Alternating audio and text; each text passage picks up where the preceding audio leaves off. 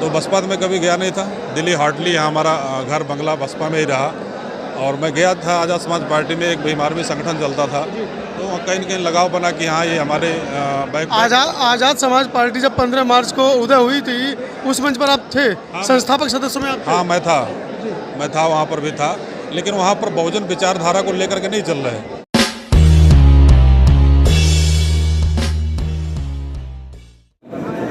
Azad Samaj party छोड़ करके Bahujan Samaj party में शामिल करने की इच्छा व्यक्त की है। मैंने अपने सहयोगियों से राय और संस्कृति लेकर के इन्हें ससंबा बहुजन समाज पार्टी में शामिल करने की घोषणा कर दी। इस नए मेहमान का साथीगण आज अपना स्वागत है। बहुत स्वागत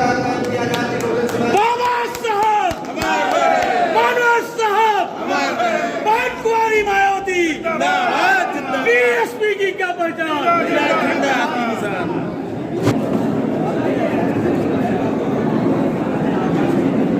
सर 2022 में चुनाव है, 15 तारीख का जो आपका आज का जो मंडल स्तर के कार्यक्रम में जो प्रस्ताव रखा गया है, उसका कितना असर आप मानते हैं? देखिए, अभी माननीय दिनकर साहब ने पूरी बात बता दी है। और जहाँ तक बहुजन समाज पार्टी के संस्थापक मानवर काशीराम साहब जी का 15 मार्च को जन्मदिन है, और ये जन्मदिन आपको ये भी मालूम है कि बहुजन समाज पार्टी की राष्ट्रीय अध्यक्ष बहन कुमारी मायावती जी जब देश के सबसे बड़े प्रदेश उत्तर प्रदेश की मुख्यमंत्री रही हैं, तो माननीय बहन जी ने मुख्यमंत्री काल में मानवर काशीराम स्मारक लखनऊ में भव्य स्मारक बनवाया। और हर साल चाहे जन्मदिन हो, चाहे परिनिर्वाण दिवस हो, पूरे मंडल के कार्यकर्ता अपने अपने साधनों से आते हैं। कोविड-19 का ध्यान रखते हुए ये कार्यक्रम 15 मार्च को मनाया जाएगा, और उसी की तैयारी में आज हम लोग बैठक की है। आज कुछ लोगों ने घर वापसी भी की है, उस पर क्या कहेंगे? बहुजन समाज पार्टी में हमारी नेता, हम सबकी नेता बहन कुमारी मायावती जी के कार्यकाल को सब लोग याद कर रहे हैं, और जो माननीय बहन जी का कार्यकाल रहा है उसको देखते हुए तमाम लोग वापस आ रहे हैं। और इसमें पार्टी में जैसे ही, क्योंकि भारतीय जनता पार्टी की जब से सरकार बनी है, सरकार बनने के बाद से जो इन्होंने वादे किए थे वो कोई वादा पूरा नहीं हुआ, तो समाजवादी पार्टी और भारतीय जनता पार्टी में कोई अंतर नहीं है। 22 में प्रदेश में बहुजन समाज पार्टी की सरकार बनेगी, तमाम लोग पार्टी को ज्वाइन कर रहे हैं। धन्यवाद। मेरे साथ अखिलेश अम्बेडकर जी हैं, लखनऊ से बहुजन समाज पार्टी के बड़े कर्मठ कार्यकर्ता हैं और वर्तमान में बसपा के जिलाध्यक्ष हैं। आज मंडल कार्यकर्ताओं की बैठक हुई है। जानेंगे 2022 के चुनाव के मद्देनज़र ये जो 15 मार्च के जिस कार्यक्रम को लेकर ये बैठक हुई है वो क्या रंग लाएगी। सर स्वागत है संतावास टीवी पर। धन्यवाद। आज ही जो मीटिंग हुई है सर, मंडल स्तरीय जो मीटिंग हुई है, उसका क्या निष्कर्ष निकला है, किस बिंदु पर ये मीटिंग हुई है सर? आज जो लखनऊ मंडल की बैठक हुई है, ये बैठक हर माह होती है, सब मंथली बैठक होती है। इसमें पार्टी के संगठन की समीक्षा की जाती है और आगे की जो निर्देश हैं उन निर्देशों को इधर बताया जाता है। आज इधर बैठक में जो बहुजन समाज पार्टी के संस्थापक महान श्री काशीराम जी का जो जन्मदिन 15 मार्च को है, उसकी तैयारी के संबंध में बैठक बुलाई गई थी। उनकी तैयारी को हम लोग किस तरह बनाएंगे, इस पर चर्चा हुई आज है। पूरे देश में मनाया जाएगा इस बार, और पूरे देश में मनाया जाएगा, लेकिन लखनऊ में क्योंकि आदरणीय बहन जी जब मुख्यमंत्री बनी तो उन्होंने महाराज श्री काशीराम जी के सम्मान में उत्तर प्रदेश की राजधानी लखनऊ में एक महाराज श्री काशीराम स्मारक स्थल का निर्माण किया था। जी जी। उसी स्थल पर लखनऊ मंडल के सभी कार्यकर्ता इकट्ठा होकर के उन्हें जयंती के मौके पर श्रद्धांजलि अर्पित करने का काम करेंगे। सर 2022 के लिए देश का जो बहुजन सर्वजन जो आज की तारीख में परेशान है, कहीं ना कहीं वर्तमान सरकार से नाराज है, उनके लिए आप क्या अपील करना चाहेंगे? राजनीतिक अपील। आज पूरे देश में इस बार की चर्चा है कि जो भारतीय जनता पार्टी कहती थी उत्तर प्रदेश चुनाव से पहले कि उत्तर प्रदेश में भारतीय जनता पार्टी सरकार बनाइए तो यहाँ डबल इंजन लगा करके विकास किया जाएगा। जी। लेकिन निश्चित तौर पर आज उत्तर प्रदेश के लोग अपने आप को ठगा महसूस कर रहे हैं बिल्कुल।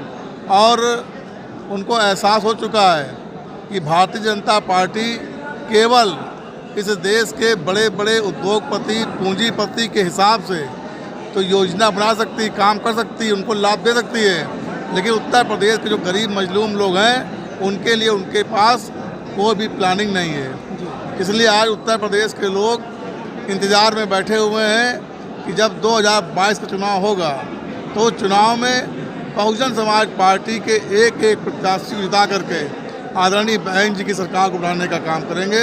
निश्चित तौर पर 2022 में आदरणीय बहन जी उत्तर प्रदेश की 5वीं बार मुख्यमंत्री बनेंगे। धन्यवाद। तो मेरे साथ MP आज़ाद हैं। अभी मंडल स्तरीय बैठक जो अभी संपन्न हुई है बसपा की लखनऊ में, और एक ऐलान हुआ है बहुजन समाज पार्टी से कुछ लोग विमुख होकर या कहें कि किसी षड्यंत्र के तहत उनको बसपा छुड़वा दी गई थी।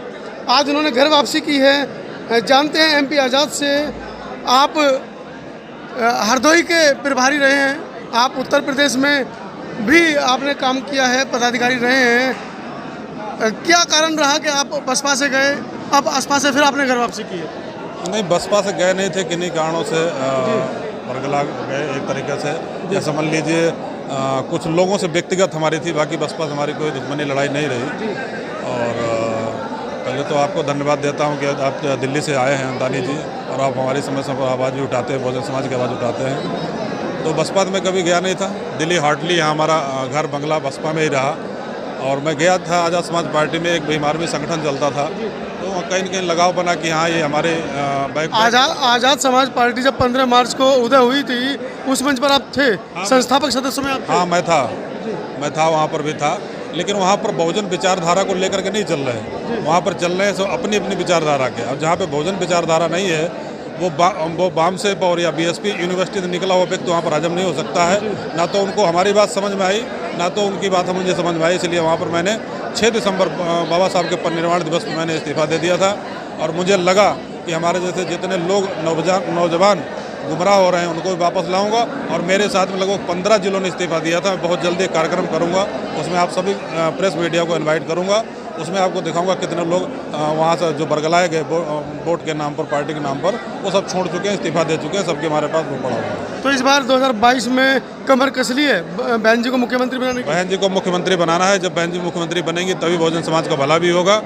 ये दिखावे के लिए माने जो बरसाती मेंढक हैं, जब चुनाव आता है तब ये निकल के टर करते हैं, उसके बाद में इनका दिखाई पता है कि कुछ नहीं पड़ता है। तो ये सब बरसाती मेंढक हैं, और इनको मानवर साहब ने उस जमाने में कहा था जब सरकार भी नहीं बनी हुई होगी, तब उन्होंने मानवर साहब ने बताया था कि ऐसे भी लोग आएंगे कि जो तोड़ने का काम करेंगे, पार्टियां बनवाएंगे, तो बैकबोन BJP हो, कांग्रेस हो, कोई भी हो सकता है। तो उन माननीय बहन जी ने आज के एक साल पूर्व में कहा था ये BJP के प्रोडक्ट हैं, तो कहीं न कहीं वो साबित हुआ।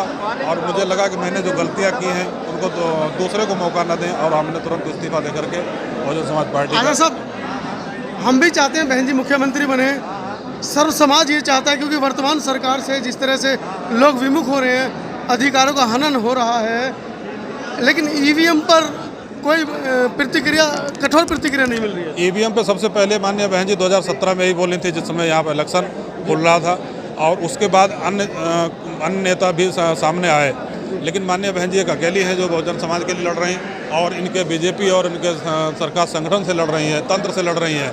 अगर कुछ पार्टियां और शामिल करके बेंच का साथ दे दें, सिर्फ ईवीएम पे साथ दे दें, बाकी कोई साथ की ज़रूरत नहीं है, तो कल ईवीएम बंद हो जाएगी। क्योंकि ईवीएम का जहाँ से गठन हुआ है वहाँ आज चुनाव बैलेट पेपर्स हो रहा है और हमारे भारत देश में ईवीएम से करा रहे हैं, तो कहीं ना कहीं ईवीएम का घपला बहुत तगड़ा चल रहा है, जिससे देखा आपने बिहार के चुनाव में देखा इतना बरगलाया गया।